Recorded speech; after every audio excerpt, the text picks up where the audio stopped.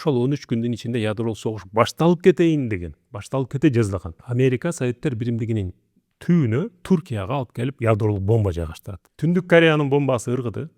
Америкалыктардын кабары болду. Анан булар Түндүк Кореяга жооп бериш керек. Бирок бул жерде мындай маселе болот экен да. Ассалам алейкум достор, ядролук согуш жөнүндө кээ бир маанилүү нерселерди айтпай калган экенмин. Азыр ошолорду айтып берейин. Анан ушуну менен силерди да коркута бербей бул теманы жабалы. Кээ бирөөлөрүңөр пикирлерди жазыпсыңар. Андай нерсе болушу мүмкүн эмес. Бул фантастика, андай бомбалар жок дегендер дагы бар. Достор, ал бомбалар бар. Адам баласы аларды жасап койгон.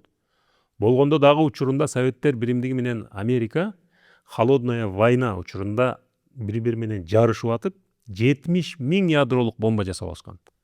Кийин алар сүйлөшүп, аларды азайткан. Азайтып отуруп, азыркы учурда дүйнө жүзү боюнча 12 500 ядролук бомба бар экен.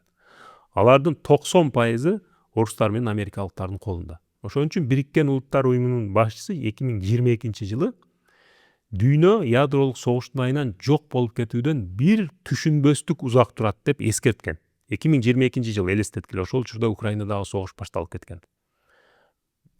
Россия менен батыш монтип тирешип, катуу тирешип, бири-бирине өчөшүп баштаган учурларда ушундай эскертүү кылган. Анан бир жолу бул жарылуу болду го.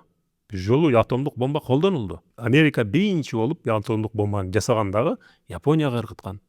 Хиросима анан Нагасаки деген эки шаарга бирден бомба ыргыткан. Жаңы алган оюнчугун ушунчалык ойногусу келген жаш балага окшоп аны ыргыткан. Болбосо Япония ал учурда анчалык коркунучтуу эмес эле. Ооба, ал тирешкен, Америка менен тирешкен, Советтер Биримдиги менен тирешкен, Кытайды басып алган, ушундай империялык амбициялар болгон бир мамлекет болгон ал. Бирок ошол учурларда алсырап калган эле. Америкага дагы Советтер Биримдигине дагы каршылык көрсөтө албай жеңилүү учуруна келип калган эле.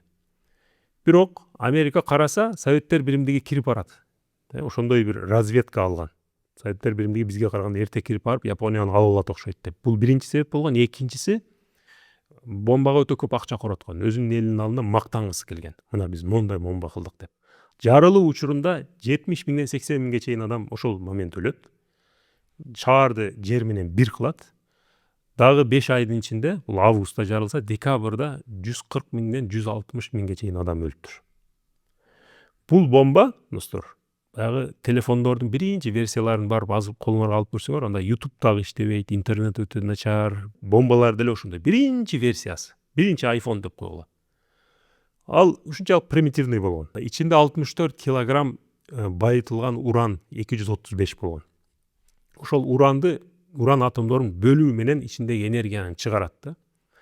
Бирок 64 килограммдын ошол Хиросимада атом бомбасы жөнүндө эме бар, музей бар. Мен ошол жерге барып, ошо мына бул сүрөттү өзүм тарттым. Мындай бир кубик турган экен. Бул эмне деп кийин изилдеп көрсөм, ошонун ушул кубикке бата турганчалык бөлүгү гана жарылыптыр. Ошонун ичинен чыккан энергия гана ошончо чоң жарылууга себеп болуптур. Калган урандар жарылбай, ага жетишпей чачырап кеткен жөн эле. Элестетсеңер, 1 килограммга жетпеген байытылган урандын ичинен чыккан энергия ошол гана реакция берген да. Ошол бир шаарды жер менен бир кылып салды, достор. Анан бул ошондой жөнөкөй эле бир бомба болгон. Азыркыларга караганда алсыз 15, анын жарылуу күчү 15 килотон болсо, азыркылар 500 килотон. Анан, достор, дагы бир маанилүү нерсе болот экен. 1961-жылы Америка Советтер Биримдигинин түбүнө, Туркияга алып келип ядролук бомба жайгаштырат. Туркияны картадан карасаңар, ошол учурда Советтер Биримдигинин чек арасында. Бул жакта Кавказ турат, өйдө жакта Крым турат. Анан Советтер Биримдиги айткан: "Сен үчүн мен жаныма, мен чек арама алып келип буну коюп атасың. Сен андай кылсаң, мен дагы Кубага алып барып коем" дейт. Куба ал учурда Фидель Кастро башында туруп, Советтер Биримдиги менен жакын эле. Анан алар дагы ал жака бомба койгонго аракет кылат. Америка бирөөнүн чек арасына койгон, Америкага жакшы эле, бирок өздөрүнүн чек арасына келгенде ушунчалык чоң хайвай салган да. Ошондо 62-жылы айындагы силерге экранга жазып коем, 13 күндүк кризис башталат. Ошол 13 күндүн ичинде ядролук согуш башталып кетейин деген, башталып кете жаздаган. Советтер Биримдиги барып ошо курулуш иштерин кылып атканда, алардын эмеси самолету аны байкап калат. Кийин кайра ошол жерде уча бергенде Советтер Биримдиги ошол учакты түшүрөт. Америкалыктардын учагын түшүрүп, пилотту өлтүрүп коюшат. Анан бая мурдагы видеомда айттым эле, ядролук бомбаларды өзүнүн шахталарында дагы сактайт, жердин астында. Анан подводный лодкаларды да сактайт. Айрыкча ошо подводный лодкалар кемелердин каякта экенин эч ким билбейт экен да, ушунчалык өздөрүн байкатпай жүрүшөт экен. Ошондой кеме менен Кубанын жээгине Советтер Биримдиги бир ядролук бомбаны алып барган болот. Бирок алар узун бир канча күн ошо ылдый жакта туруп Москва менен байланыша албай калыптыр да. Бирок кризистен кабар бар. Анан алар ошол астында подводный лодкада иштеген адамдар согуш башталды окшойт деп болжол кылышыптыр да. Согуш башталыптыр. Анан 3 кишинин чечими керек экен. Москва менен байланыша албайт.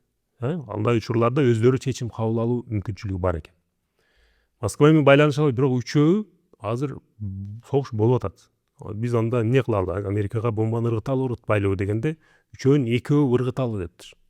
Үчүнчүсү жок, шашпай тургула деп, биз бир байланышалы, өйдөрөөк чыгалы да байланыша деп. Чыкса согуш жок.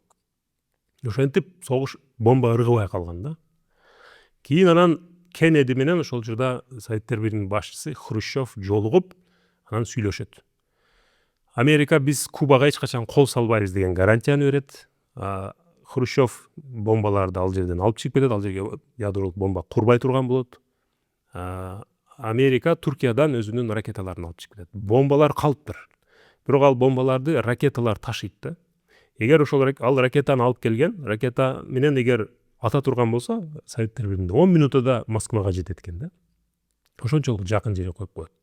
Бомбаларды калтырган, ракеталарды алып чыккан. Ал ракетасыз ал бомбаны жардыра албайсың, ал жака жеткизе албайсың да. Ошентип маселе чечилиптир да. Дагы мындай карасаңар, биринчи Америка келген, анан Советтер Биримдиги аларга реакция көрсөткөн. Эми азыр дагы дүйнөлүк болуп аткан окуяларды карагыла. Ким кимдин чек арасына келип атат? Ким кимге жакындап атат? Кой нары тур дегенине карабай ким келип атат? Советтер Биримдиги кулайын деген учурда 90-жылдарда билесиңер, экинчи дүйнөлүк согуштан кийин Германиянын бир бөлүгүн Советтер Биримдиги өзүнө алып алган. Кийин 90-жылдарда Горбачевка келип, Американын саясатчылары, Европанын саясатчылары эми бизге Германияны бер деген. Берем, болду. Бүттү го эми ошончо эме бүттү. Горбачев айткан, макул, мен силерге берейин, бирок силер НАТО катары чоң бир күч бар. НАТО өзү Советтер Биримдигине каршы курулган. Мындайча айтканда, орустарга каршы курулган НАТО. Ал жөн эле башка күч деле жок алардан башкачы. НАТО катары анда силер могул жерден бери жылбагыла. Мен муну силерге берейин деген. Биз сөз беребиз деген. 1 сантиметр наракыраак жылбайбыз. Макул деген Германияны алган. Азыр НАТОнун чек арасы кайда билесиңерби? Мына Латвия, Литва деген өлкөлөр дагы НАТОго кирип алган. Ага чейин алар жылган сайын Россия Путин көптөн бери отурат. Путин кайра эскертип атат. Сүйлөшүү болгон, эмне үчүн жылып атасыңар? Сүйлөшүү болгон, жыл башыңар келгиле. Мындай чоң күчтөрдүн бири-бирине жакындаганы абдан кооптуу нерсе да, достор. Анын жакындаганы сен чек араңда турат. Ал жерге ядролук бомбаларды коюп алат. Азыр Европада, Германияда, Бельгияда, Италияда, анан Туркияда ядролук бомба бар экен. Ошентип чек ара жылып келе берген. Азыр ошонун айынан ушул ядролук эменин кооптуулуктун эмеси ошол, бири-бирине жакындап атканы. Да узагыраак турганда, бири-бирине провокация кылбаганда, бири-бирине сый мамиле кылганда ушул эки чоң күч.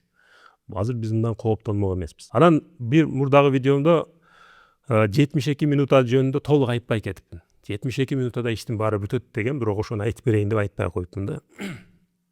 Ал аял, достор, могу китепти жазган аял мындай дейт. Сумасшедший бир король деген теория айтылыптыр да. Мындай жөнөкөй сөзүн айтканда бир жинди падыша. Жөн эле дейт, эч кандай себеп жок эле Америкага кол салышы мүмкүн дейт. Америкалыктардын дагы ушундай бир эмеси бар да. Булар жинди падышаны дайыма башка жактардан издейт. Өздөрүндө жинди падыша болушу мүмкүн эмес. Түндүк Кореянын дейт жинди падышасы жөн эле бизге эмени ыргытышы мүмкүн дейт да. Бомба ыргытышы мүмкүн. Анан ал чыккан учурда биздин кабарыбыз болот. Баллистикалык ракетанын учуу эмеси мындай экен. Бир 5 минутадай анын аркасынан двигатель аны катуу түртөт, анын астынан от чыгат. Ошол күч менен ал көтөрүлөт экен да, атмосферанын үстүнө чыгат экен. Эмне үчүн атмосферанын үстүнө чыгат? Себеби атмосферанын ичинде уча турган болсо, аба анын ылдамдыгын түшүрөт. Машина айдап кетип атканыңарда шамал урат го бияктан. Ошентип ылдамдыкты түшүрөт. Ал эгер атмосферанын үстүнө чыкса, эч кандай аба жок. Ал жерден тез учат да. Анан аны кыйла өйдө чыгарып туруп, андан ары аны гравитация, жердин тартуу күчү өзү эле нары тартып кетет экен да. Анан ал абдан катуу ылдамдык менен болжол менен 24.000 эмесине саатына 24.000 километр ылдамдык менен жетет. Ошентип ал барат экен. Эгер Россиядан уча турган болсо дейт, ошол көтөрүлгөндөн 5 минутта бияка көтөрүлдү, 20 минут мындай учат экен Вашингтондун үстүнө чейин дейт. Андан кийин кайра түшүп жарылуусу бир 100 секунддай убак алат экен. Ошондо бир 26 минут 40 секунд деген убакытты ошентип эсептешиптир. Түндүк Кореянын бомбасы ыргыды. Америкалыктардын кабары болду.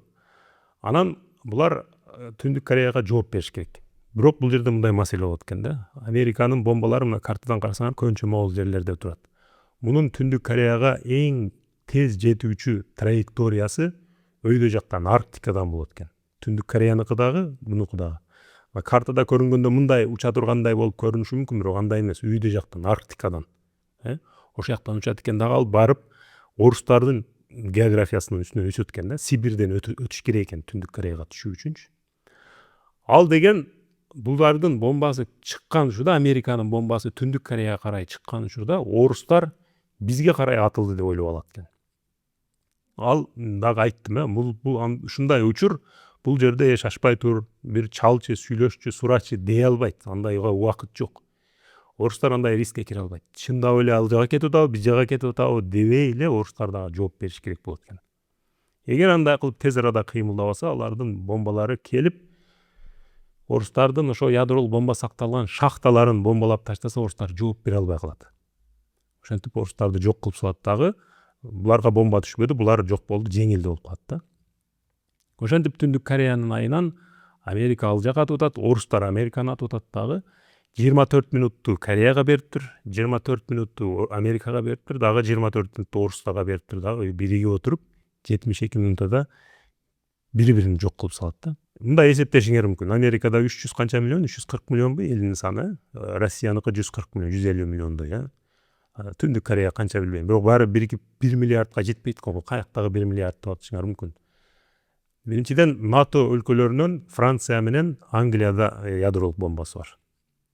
Анан Американын өзүнүн бомбаларын жайгаштырып койгон мамлекеттер бар. Мисалы, Бельгияга жайгаштырыптыр, Германияга, Италияга, анан Туркияга жайгаштырып коюптур.